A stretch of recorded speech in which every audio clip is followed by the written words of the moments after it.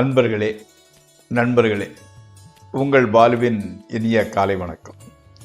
இன்று அதாவது ஏப்ரல் மாதம் 3ஆம் தேதி, பங்குனி 20ஆம் தேதி, வியாழக்கிழமை. இன்றைக்கி சஷ்டி திதி. அதே மாதிரி ரோகிணி நட்சத்திரம் காலையில் 7 மணி 2 நிமிடம் வரை, அதற்கு மேல் மிருகசீரிஷ நட்சத்திரம். அப்போது சந்திராஷ்டமம் துளாராசிக்காரர்களுக்கு உரியது. எப்போ வரைக்கும்? சாயங்காலம் 6:22 வரை. அதற்கு மேல் விருச்சிக ராசிக்காரர்களுக்கு உரியது அந்த சந்திராஷ்டம நிகழ்ச்சி.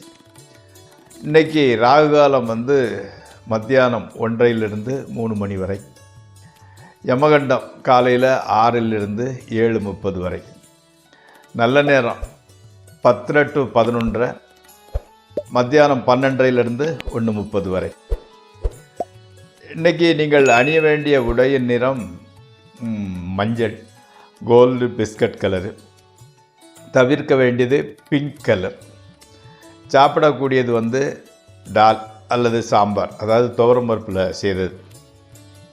இப்போது நம்ம ஜோதிட பாடத்தில் பூர நட்சத்திரத்தில் பிறந்தவங்களை பற்றி பார்க்கலாம்.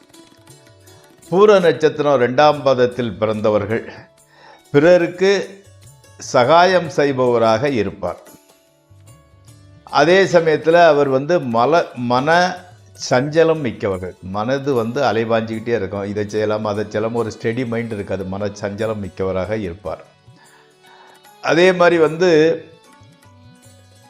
விருத்தி பெறாத அவர் வாழ்க்கையில் பெரிய அளவு வளர்ச்சி இருக்காது. ஒரு சாதாரண வாழ்க்கையை தான் வாழ்வார்.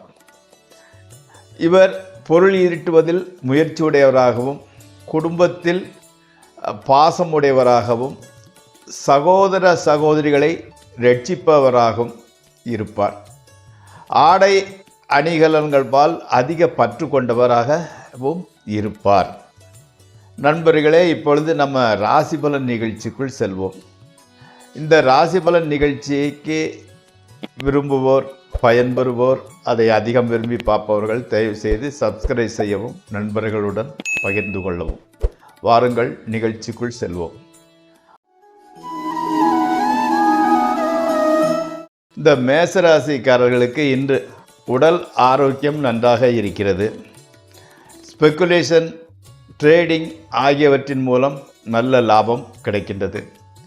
குடும்பத்தில் புதிய ஜீவன் உருவாக போகிறது. மனைவி மக்களால் மகிழ்ச்சி உண்டாகின்றது. பதவி உயர்வு கிடைக்கும் கண்டிப்பாக. கணவன் மனைவி உறவு கூட மகிழ்ச்சி அளிப்பதாக இருக்கின்றது. அதுக்கு அடுத்து ரிஷப ராசி. இந்த ரிஷப ராசிக்காரர்களுக்கு மக்களால் மகிழ்ச்சியும் பொருளாதார உதவியும் கிடைக்கின்றது. மனம் அமைதியாக இருக்கிறது. அந்த சஞ்சலம் கோமலம் விலகி மனம் அமைதியுறுகிறது. எதிர்பாராத பணவரவு வருவதற்கு வாய்ப்பு உள்ளது. கணவன் மனைவி உறவு மகிழ்ச்சியாக இருக்கின்றது. வியாபாரிகளுக்கு நல்ல லாபம். நண்பர்கள் உதவிகரமாக இருக்கின்றார்கள். தொழிலில் ஓரளவு முன்னேற்றமே உண்டாகிறது, காணப்படுகிறது. அடுத்து மிதுன ராசி. மங்களகரமான காரியங்களுக்காக செலவுகள் ஏற்படுகின்றது. செலவுகள் அதிகரித்து கொண்டே செல்வார். ஆனால் கூட பொருள் சேர்க்கையும் உண்டாகிறது. அதனால் பணத்தட்டுப்பாடு இல்லாத அளவில் சமாளித்து விடுகிறீர்கள். ஸ்பெக்குலேஷன், ட்ரேடிங் ஆகியவற்றில் ஈடுபட வேண்டாம். உத்தியோகம் பிரச்சனையின்றி செல்கிறது. கணவன் மனைவி உறவு மட்டும் நல்லபடியாகவே நடக்கின்றது. அடுத்து கடகராசி. விரோதிகள் கூட உங்களுக்கு நண்பர்களாகி விடுகின்றார்கள். குடும்பத்தில் நிலவி வந்த மனத்தாங்கல் நீங்கி சந்தோஷம் நிலவுகிறது. மருத்துவ செலவு குறைந்து கொண்டு வருகிறது. உடல் ஆரோக்கியம் ஓகே, நன்றாகவே இருக்கின்றது. நினைத்தவையெல்லாம் நடக்கின்றன. ஸ்பெக்குலேஷன், ட்ரேடிங் ஆகியவற்றில் நல்ல லாபம் கிடைக்கின்றது. அடுத்து சிம்மராசி. உங்கள் பேச்சில் நகைச்சுவையாகவும் போதனையும் இருக்கிறது. காமெடியாக கூட பேசுகிறீங்க, அட்வைஸு கூட பண்ணுறீங்க. அதனால் உங்களோட வார்த்தைகளுக்கு ஒரு மதிப்பு இருக்கின்றது. செலவுகள் எவ்வளவு வந்தாலும் சமாளித்து விடுகின்றீர்கள். மாணவர்களுக்கு கல்வியில் நல்ல ஈடுபாடு உண்டாகின்றது. அன்னையின் ஆரோக்கியம் ஓகே நன்றாகவே இருக்கின்றது. அடுத்து கன்னிராசி. எடுத்த காரியங்கள் வெற்றியுடன் முடிவடைகின்றன. பிரயாணங்களினால் அனுகூலமும் ஆதாயமும் கிடைக்கும். மனம் ஆகாதவர்களுக்கு, திருமணம் தள்ளி போய்கொண்டே இருப்பவர்களுக்கு மனப்பேச்சு, திருமண பேச்சு மும்முரமாக நடக்கின்றது. அது முடியக்கூடிய கண்டிஷனுக்கு, நிலைமைக்கு வந்துவிட்டது கூட. சமூகத்தில் ஒரு அந்தஸ்து உண்டாகிறது உங்களுக்கு என்று.